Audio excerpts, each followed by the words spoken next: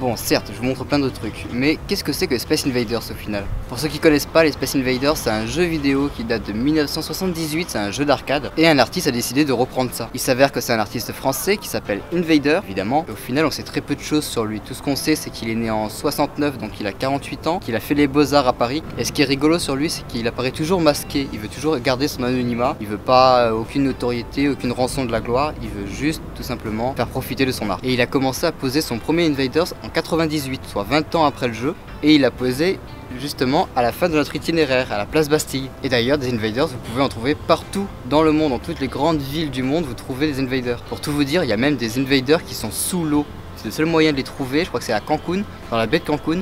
Il y a deux Invaders en dessous du niveau de la mer. Mais bon, des artistes comme ça, vous allez en trouver pas mal au final.